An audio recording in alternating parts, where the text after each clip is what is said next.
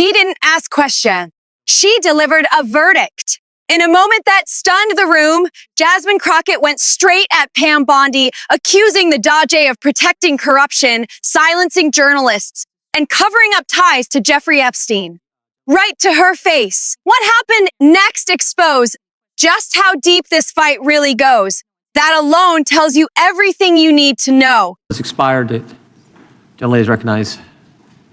Thank you. I seek unanimous consent to introduce into the record the research that Representative Kamlager-Dove and I referenced concerning the threat of right-wing domestic terrorism, which the Department of Justice scrubbed from its website in September. Without objection, the gentlelady from Texas is recognized. Thank you so much, Mr. Chairman. And to be clear, I'm not going to ask any questions of this witness because this witness has revealed that she has no intentions of answering questions. But instead, I'm going to ask some very basic questions really quickly of my colleague, Becca Ballant, if she will answer right or wrong, raping children. Wrong. Right or wrong, killing random citizens. Definitely wrong. Right or wrong, enriching yourself as the sitting president of the United States. Definitely wrong. Okay, thank you, because I probably never would have got that with our witness. Our witness who somehow is a lawyer but does not understand how it works with witnesses. I'm not really sure what law school she went to and what all kind of cases she tried, but typically when you come into a space and somebody's a witness, then they sit there and they answer questions instead of asking questions. And then we also have this objection that we use as lawyers called non-responsive when a witness fails to actually answer the question. But nevertheless, let me address the survivors, because that's exactly who they are. They are not victims, they are survivors. Let me say thank you for having more courage and moral clarity in your pinky fingers than the entire Department of Justice. We are currently the laughingstock of the world, partially because of the failed leadership within the DOJ, as we see kings and queens falling everywhere around the world. But we don't know the basics of right and wrong in this country, because it's not about partisanship. And that's why I applaud Thomas Massie, because he's the only person on the Republican side that has a backbone and knows how to stand up to corruption. But nevertheless, let me keep going. My Democratic colleagues have been attacked this entire committee hearing. They have been lied on. And frankly, the American people weren't looking for that. They were looking for answers about the corruption that they see coming from this administration.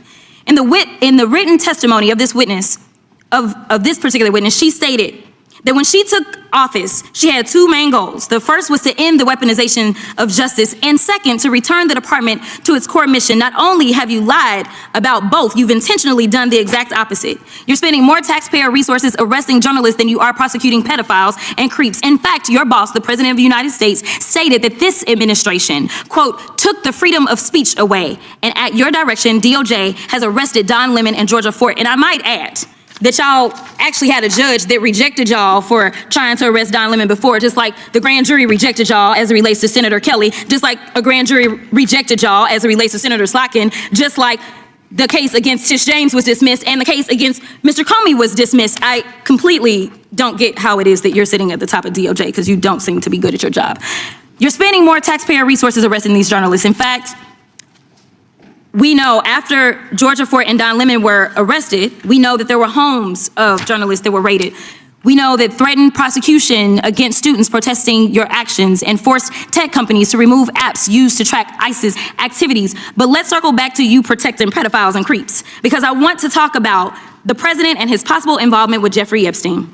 Now, I don't know what the president might have done with Jeffrey Epstein, but unlike this administration, I believe that facts matter. So let's talk about the facts. Fact number one, Donald Trump is one of the most named people in the Epstein files. At least 5,000 files contains more than 38,000 references to Trump, his wife, or Mar-a-Lago. Fact number two, Jeffrey Epstein and Ghislaine Maxwell made young girls available to Trump on multiple occasions. For example, according to this file, Ghislaine Maxwell presented a young girl to President Trump who spent more than 20 minutes apparently flirting with her. Here's another example. This shows notes from FBI investigators that describe Jeffrey Epstein transporting a victim to Mar-a-Lago to meet with President Trump, where he bragged to Trump that, quote, this is a good one. Now, I'm not saying that the president is a pedophile, but there is a lot of evidence in these files that suggests that he's very close friends with a lot of men who are pedophiles. What's crazy about all of this is just that this is a big cover-up, and this administration is engaged in it. In fact, this administration is complicit. But there are numerous others, like how the DOJ is attempting to obstruct justice in the investigation of the rogue agents who have murdered American citizens, or how the DOJ seized voter data from Fulton County in an attempt to steal the 2026 midterm elections, or how federal agents have Tom Homan on tape accepting a bribe and your agency killed the investigation, or how your agency is ready to give the president a $230 million payday, which is unconstitutional. The Constitution is clear. The president shall not receive any payment except his salary while in office. The fact of the matter is that you will be remembered as one of the worst attorney generals in history. history. An attorney general who has prioritized obstruction over justice, corruption over the law, fealty to the president over loyalty to the Constitution. And Mr. Chairman, I will yield. Gentlelady yields. Gentleman from Missouri is recognized. Excuse me, gentleman from Kansas, the Attorney General, former Attorney General, Mr. Schmidt is recognized.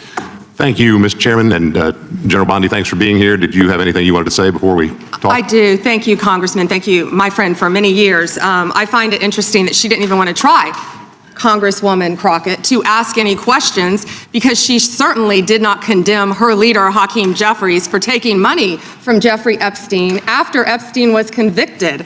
And I will be brief to give you your time, Congressman. This is what she didn't want to talk about. Texas, from Cuba. Convicted, homicide, arson, weapon offense. Convicted. You know, So what are we talking Estrada, about? Convict some of these convicted, perpetrators that homicide. rape these women that are sitting Time behind you time that belongs you to the refuse to gentleman even from acknowledge Kansas. they are here. Time belongs to the Texas. gentleman from Kansas. Mr. Chairman, could I have a few seconds You back bet, to make you up bet. for the yelling? Thank you. General, did you have anything Congress. further to say? Texas, convicted of homicide. Cecil Joseph from Dominican Republic. Texas, convicted for kidnapping, rape. Khalid Khan from Afghanistan. That's why they want to talk about Epstein and not what's happening in their own states. Thank you, General, and thank you for being here. And this has been quite a spectacle to observe today. I think it's sad. I ran for Congress because I thought we had serious problems in this country we wanted to try to fix together. And this performance today, not yours, General, but some of my colleagues, has not shored up my confidence that we are up to the task. You and I served together for 8 years when you were Attorney General of Florida and I in Kansas. You served professionally. I'm glad to be able to serve with you in these new roles. And This wasn't a hearing. It was a reckoning. What you just watched was Jasmine Crockett doing what far too few people in Washington are willing to do, saying the quiet part out loud directly to power, with zero fear of who it makes uncomfortable. From the very start, Crockett made something clear. She wasn't there to play along with a process that had already broken down. She wasn't there to ask questions she knew wouldn't be answered. Instead, she stripped the moment down to the most basic moral test imaginable. Right versus wrong, raping children, killing innocent people, a sitting president enriching himself, no legal jargon, no partisan spin, just moral clarity. And that's exactly why the room froze. Because when you reduce the debate to fundamentals, the usual escape routes disappear. You can't hide behind procedure. You can't pivot to talking points, and you definitely can't filibuster your way around basic right and wrong. Crockett didn't just accuse Department of Justice of failure. She accused it of inversion. She argued that the DOJ under Pam Bondi has flipped its priorities upside down, aggressively pursuing journalists, intimidating political critics, and burning taxpayer money on spectacle.